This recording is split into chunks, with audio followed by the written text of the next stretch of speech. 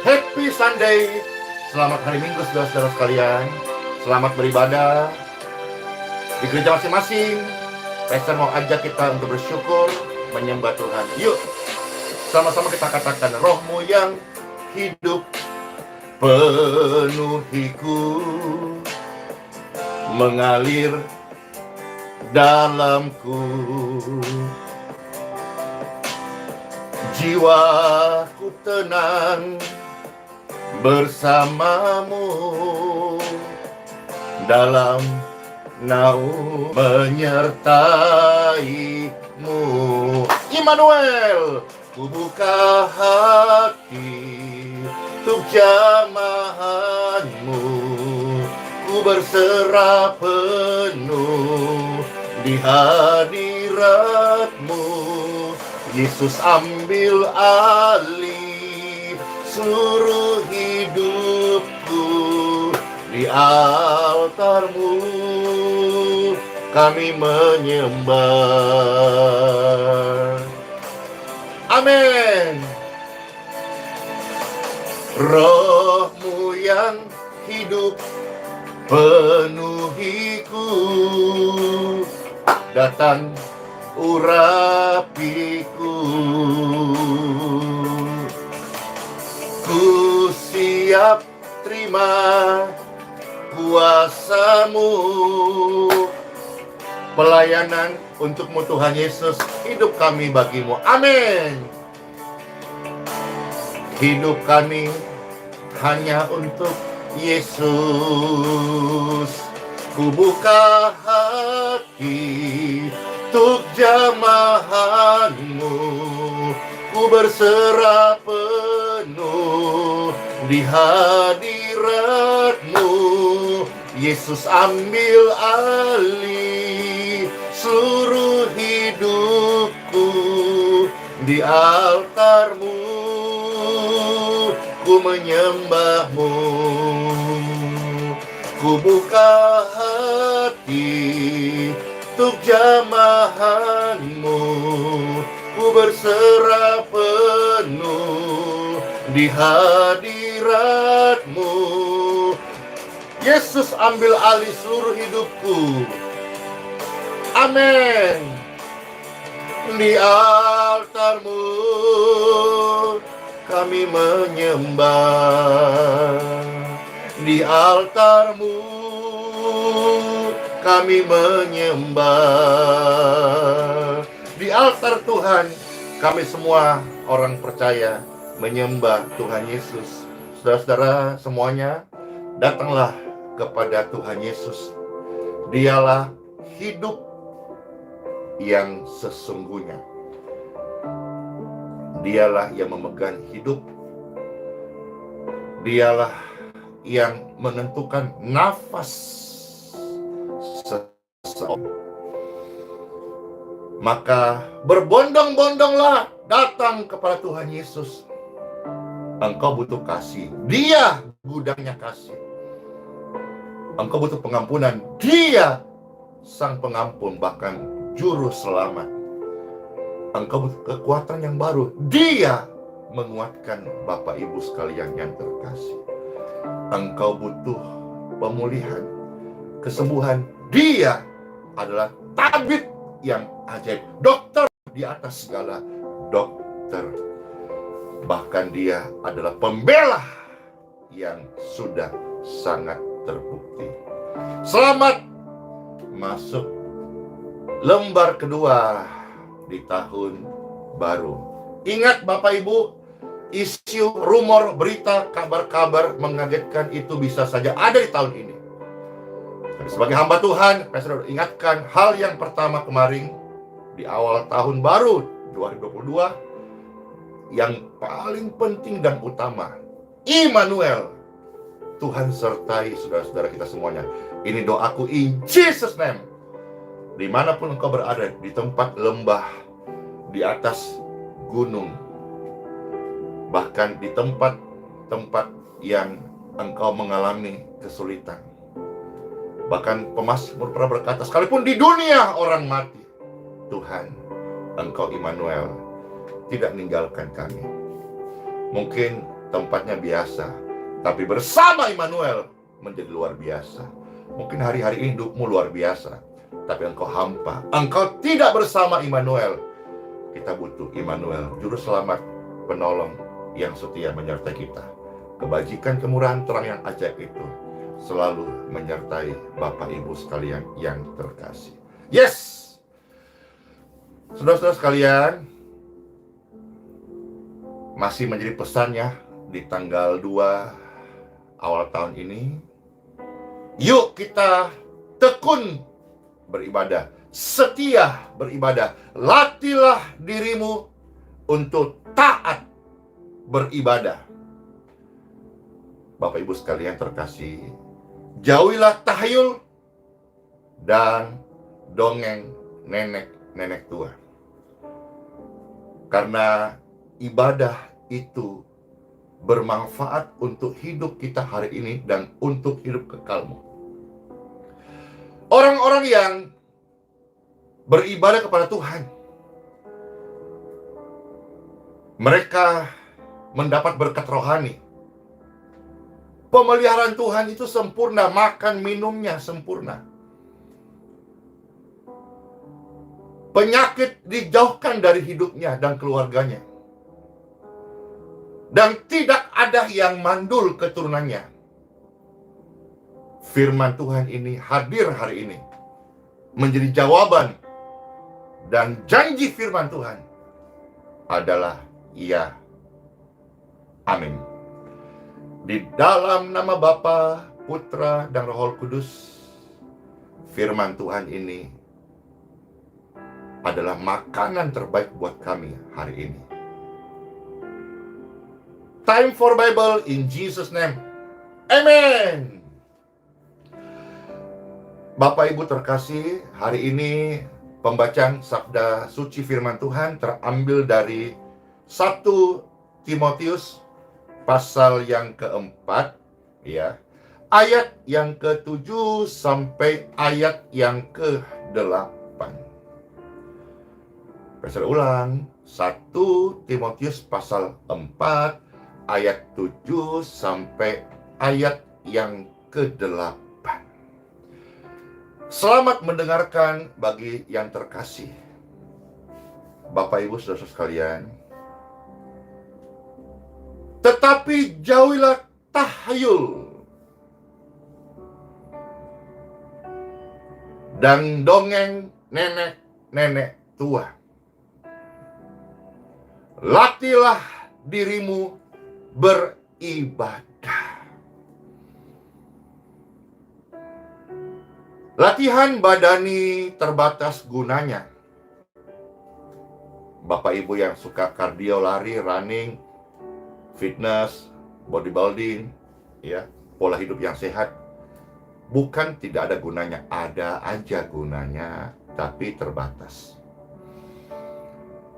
Tetapi ibadah itu sendiri bisa. Mesbah, syelah, merenungkan, berdoa, membaca sabda firman Tuhan. Hari ini lagi gencar, sudah 2 tahun lebih, ibadah online atau melalui live streaming ini. Ibadah itu di hati kita. Barulah bicara soal tempat. Karena ada orang-orang yang bahkan tinggal di gereja, tetapi hatinya barangkali belum pernah menyembah Tuhan. Atau tinggal di gereja bertahun-tahun, menyembah Tuhannya barangkali 1 minggu 1 kali saja. Ibadah itu di hati saya. Hati yang selalu rindu beribadah kepada Tuhan.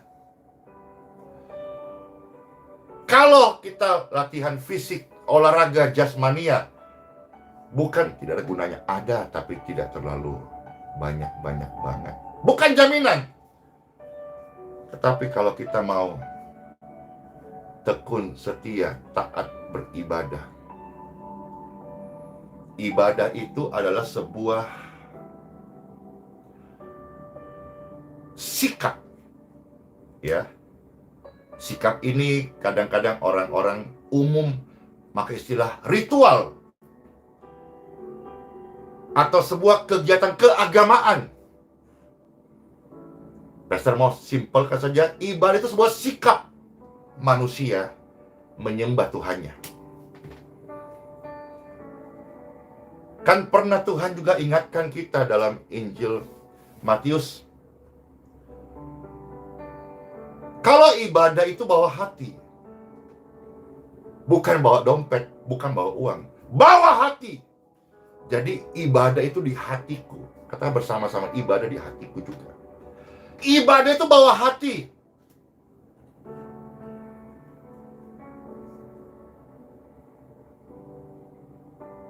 Jangan sampai Tuhan ngomong seperti Injil Matius, ya. Kalau saudara melihat ayat 15, 7-8, ya coba saudara buka di ayat itu. Jangan sampai Tuhan bilang percuma kamu gaya-gayamu itu ibadah, kumpul-kumpul ibadah, ngomongmu hal yang rohani, tapi hatimu itu loh tidak ibadah. Hatimu itu menjauh dari kuasa Tuhan. Ibadah itu di hati. Hati ini liar, Bapak Ibu. Maka hati harus kita betul-betul tundukkan, jaga, kendalikan. Kalau hati nggak dijaga, tunduk pada firman Tuhan, hati ini akan menjadi monster yang menguasai seluruh tubuh. Maka kita perlu latih untuk beribadah. Capek, malas, jenuh, itu lawan-lawannya. Bosan, boring, ya itu tantangannya. Kalau orang-orang yang begitu komitmen saja olahraga, yang berguna tapi tidak terlalu banyak. Contoh, pernah tahu ada orang yang sangat ini ya,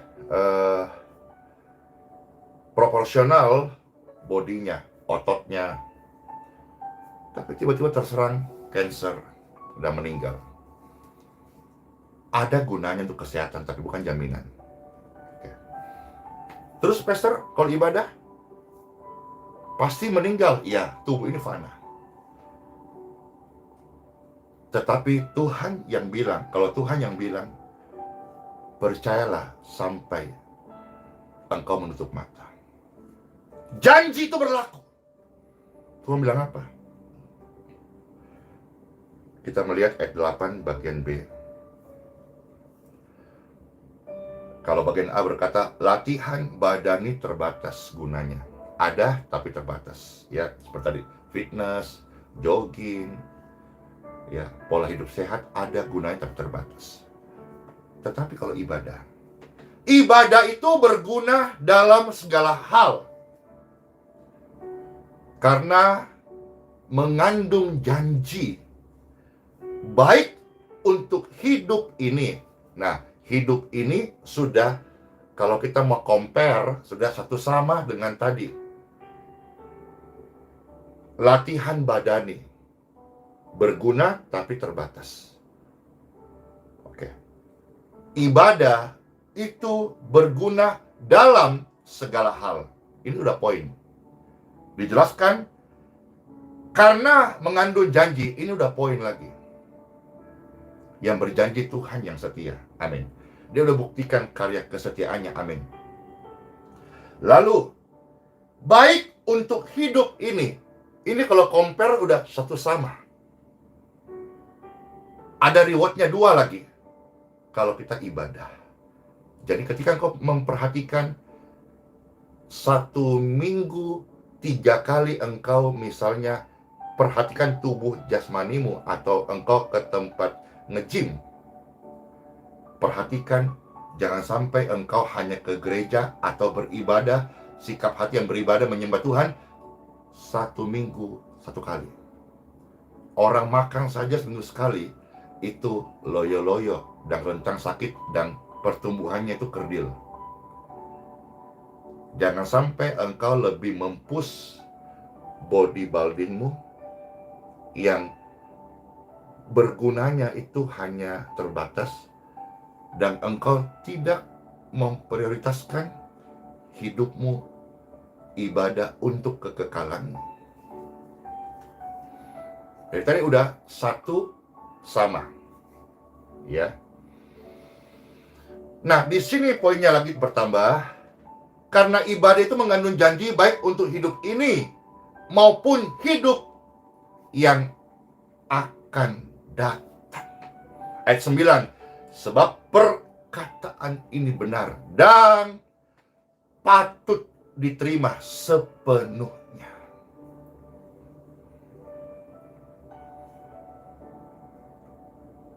Mulai hari ini Bapak Ibu sekalian, Pastor hamba Tuhan mengajak saudara-saudara, jangan lagi percaya bahwa orang mati bisa kasih kode buntut. Jangan lagi percaya kuburan bisa kasih rezeki.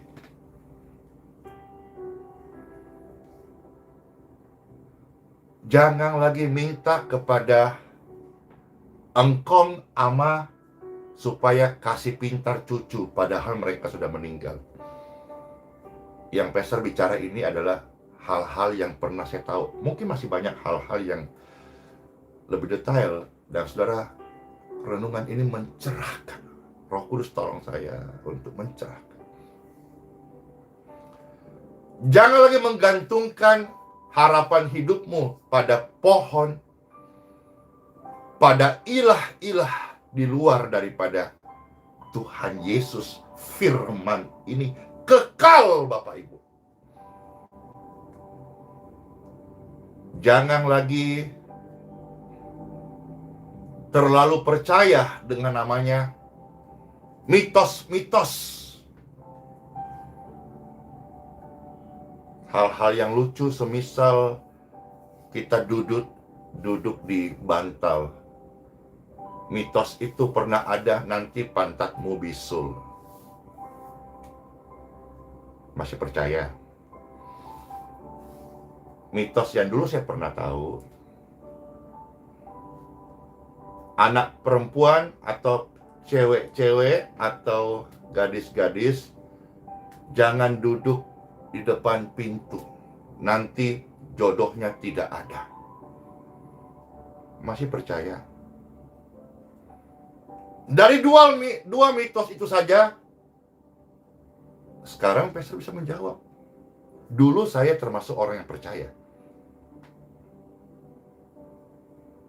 Satu lagi yang saya ingat, jangan gunting kuku kalau sudah mulai sore menjelang malam. Masih percaya? Dan masih ada hal-hal, cuman kira-kira 3 itu sampai kita bisa tercerahkan hari ini. Jangan duduk di bantal nanti bisul, itu tidak, saudara.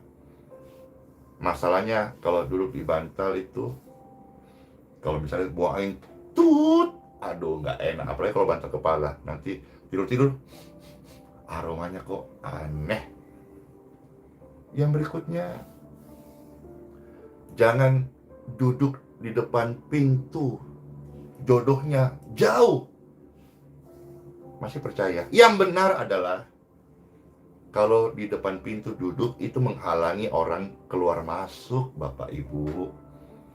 Kiranya hal sederhana ini engkau teruskan kembali kepada anak-anakmu. Jangan terus ajarkan turun-temurun tahayul dongeng nenek-nenek tua. Satu lagi ya, masih banyak sebetulnya, cuma saudara nanti akan tercerahkan dengan renungan ini. Amin. Tuhan tolong, amin.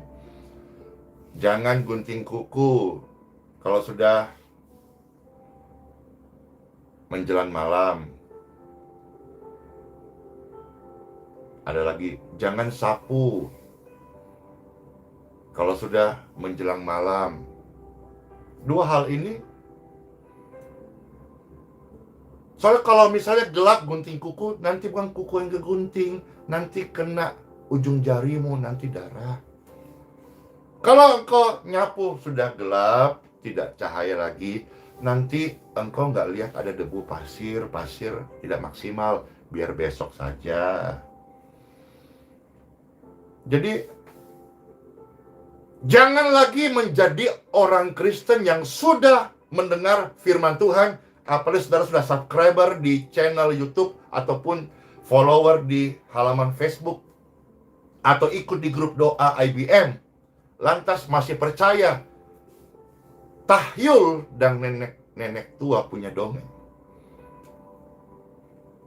Yang bikin tahyul itu sudah meninggal. Nenek-nenek tua yang buat cerita sudah meninggal. Pastor, Yesus juga sudah mati. Betul.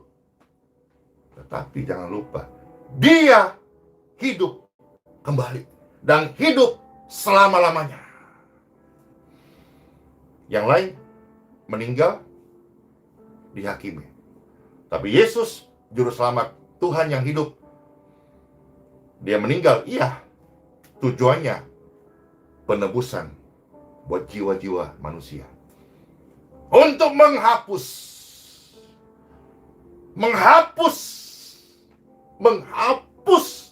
dosa, kejahatan, aib, pelanggaran, kenajisan, kesalahan manusia. Dan lewat darahnya, manusia dikuduskan. Pengorbanannya membayar segala pelanggaran manusia di muka bumi ini. Amin. Darahnya sucikan, darahnya sembuhkan, darahnya bebaskan, darahnya berikan kemenangan yang besar. Ini Yesus. Kalau ada orang-orang yang pernah menjelekkan, memfitnah, membuli Yesus mayat, tapi Yesus bangkit. Kubur kosong membuktikan Yesus bangkit. Tidak ada tulangnya. Yesus bangkit. Kita tidak menyembah mayat. Saya diselamatkan oleh Tuhan yang hidup. Saya menyembah Tuhan Yesus. Ini hal yang terjadi karena saya dulu mati oleh karena pelanggaran, kesalahan, kegagalanku. Tapi sekarang saya dihidupkan oleh Tuhan yang hidup. Demikian pun Bapak Ibu sekalian. Maka hidup kita hari-hari ini bukanlah harusnya hidup dipimpin oleh diri sendiri lagi. Tapi hidup kita hari ini adalah milik Tuhan Yesus. Kalau saudara-saudara mau berikan pengabdianmu, mungkin belum semua kuat melayani, rela melayani. Tapi satu hal, kalau kita sadar kita orang berdosa, tetapi sudah diberi keselamatan. Kalau bicara soal hal-hal, ya udah kita mau rindu membalas kasih Tuhan. Nggak usah muluk-muluk. Setialah ibadah. Karena ibadah mengandung janji untuk hidup hari dan hidup yang akan datang. Artinya waktu engkau ibadah, engkau diajar, dipimpin Roh Kudus, akan dikasih tahu bagaimana hidupmu jadi berkat, bagaimana teladan Yesus itu bisa bawa kesaksian bagi kemuliaan namanya. Ibadah itu luar biasa. Jangan tinggalkan. Jangan berhenti. Mungkin PPKM kemarin sempat membatasi. Tapi bukankah kita bisa ibadah di kamar? Karena ibadah itu sikap hati. Kita sekarang juga bersyukur platform YouTube, makasih Tuhan lewat YouTube.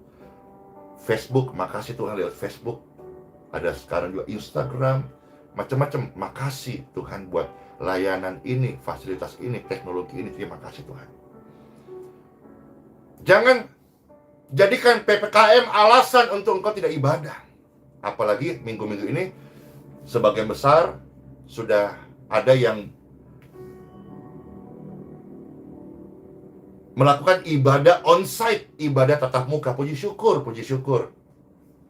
Pastor juga senang dan rindu satu hari bisa berkunjung ke gereja-gereja itu untuk ibadah bersama-sama. Kitab Keluaran 23 ayat 25.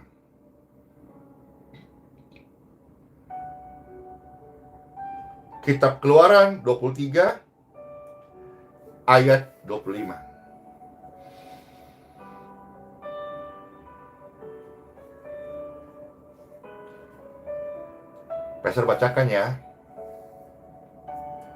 Tetapi kita, kamu, Bapak Ibu sekalian, anak-anak Tuhan, saudaraku, orang-orang percaya, kita harus beribadah kepada Tuhan Sang Pencipta Khalik langit dan bumi. Tuhannya orang Israel yang sekarang menjadi juru selamat dunia, Tuhan Yesus Kristus.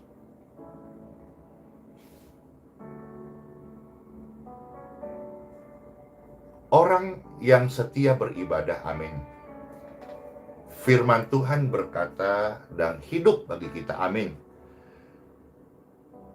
Ia akan memberkati roti makananmu. Maksudnya makanmu yang diberkati, makananmu itu jadi berkat, Bapak Ibu. Bukan jadi penyakit, jadi berkat.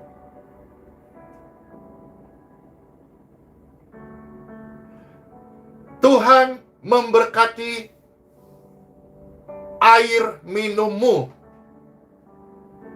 Jadi sebelum makan, sebelum minum, orang percaya bersyukur, mereka berdoa, terima kasih buat berkat makan minum ini yang sudah diberkati Tuhan Yesus.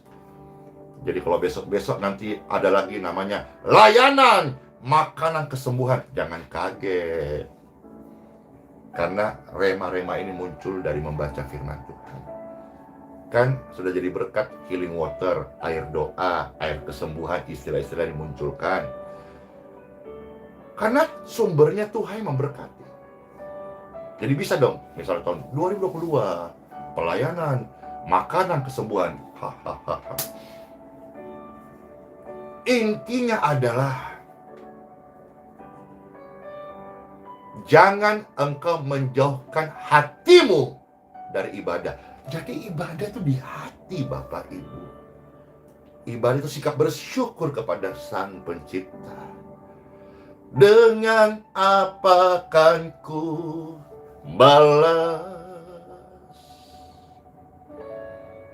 segala kebaikanmu,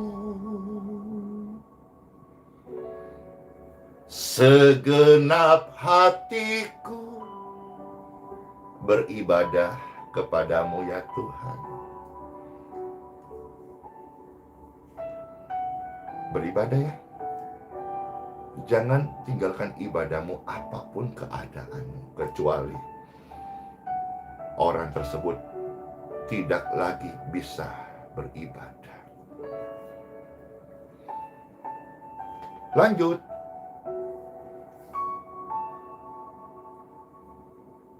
Engkau yang beribadah kepada Tuhan. Tadi ada bagus lirik awal ini. Dengan apa akan kubalas Tuhan segala kebaikanmu? Ibadahlah. Nanti di ibadah Roh Kudus akan ajar saudara-saudara hamba Tuhan bagaimana caranya. Contoh misalnya bersaksi, melayani, memberi hidup, membawa persembahan, macam-macam. Tuhan janji loh ya, amin. Kita hidup karena percaya di Tuhan, amin.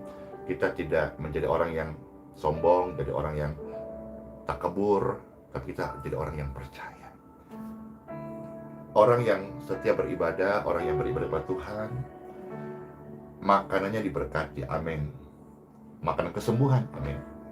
Minumannya diberkati, minuman kesembuhan, amin. Dan Tuhan akan menjauhkan penyakit dari tengah-tengahmu. Maksudnya saya percaya kita jalan, kita kuat, kita sehat, dan yang harusnya ada penyakit mau menghalangi, menyerang, Tuhanlah perisai firman-Nya menjadi kita sempurna. Amin. Tuhan akan menjauhkan penyakit di tengah-tengahmu, ayat 26 dari Keluaran 23, tidak akan ada di negerimu perempuan yang keguguran atau mandul. Aku akan menggenapkan tahun umurmu. Saya percaya hal ini. Saya belajar setiap beribadah. Ibadah adalah sikap hati kepada Tuhan. Mungkin di gereja ada program ibadah kumpul, sudah terjadi onset seminggu sekali. Atau ada yang mulai tambahan doa puasa, doa penyembahan, dan seterusnya seminggu 3 kali. Tapi saya belajar sebagai hamba Tuhan, ibadah di hatiku. Setiap hari, jikalau boleh, setiap detik, setiap menit, setiap detakan jantungku, hatiku menyembah Tuhan. Dan Tuhan, ini keren banget loh, Tuhan bilang apa? Orang yang setia beribadah, makanannya diberkati, minumannya diberkati, dijauhkan dari penyakit, amin. Dan juga keturunan mereka tidak ada yang mandul, tidak ada yang keguguran, amin. Tetapi semuanya diberkati. Diberkatilah keturunan orang-orang yang setia beribadah. Diberkatilah keluarga-keluarga yang setia beribadah. Jadilah pribadi yang setia beribadah. Ibadah di mana, Pastor? Misal sudah onsite ya. Di mana engkau tinggal, di kota mana, atau di jalan apa, carilah gereja terdekat. Berilah dirimu digembalakan di sana, dan biarlah engkau bertumbuh menjadi anak-anak rohani di sana, menjadi jemaat di gereja tersebut untuk belajar setiap ibadah melayani Tuhan dan hal-hal yang lain Tuhan ajarkan. Karena ibadah itu ada puji-pujian, ada firman Tuhan, ya, ada ajakan-ajakan yang semuanya akan menumbuhkan rohani dan keimanan Bapak Ibu sekalian. Pastor berdoa, seluruh pemirsa dan pendengar sudah menyaksikan firman Tuhan dan mendengarkan ini, saudara. Angkat tanganmu.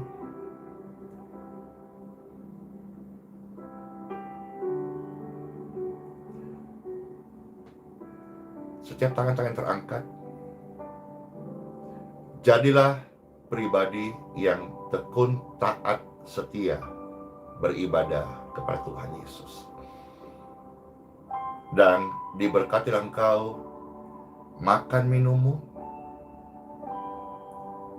dijauhkan penyakit dari tengah-tengahmu, dari antaramu, dan diberkatilah engkau dan keturunanmu sehat, subur, sejahtera, selamat, sukacita. Di dalam nama Bapa, Putra, dan Roh Kudus. Amin. Yes, Soli Deo Gloria. Segala kemuliaan bagi Tuhan tempat yang maha tinggi. Tuhan Yesus, terima kasih. Selamat masuk hari yang baru. Selamat beribadah di gereja masing-masing. Sampaikan salam hormat kepada rekan-rekan yang melayani, atau Bapak Gembala, Ibu Gembala, Bapak Pendeta, Ibu Pendeta, para pastor, imam, penatua, diaken majelis. Sampaikan salam kenal ya dari Pastor Andy Simon, dan belum terlambat lah ucapkan Happy New Year bagi mereka semuanya ya. Tuhan Yesus memberkati. Ingat, sola fide, orang beriman hiduplah oleh iman. Immanuel, Tuhan Yesus serta kita hari bahkan sampai selama-lamanya. Bless you, dadah.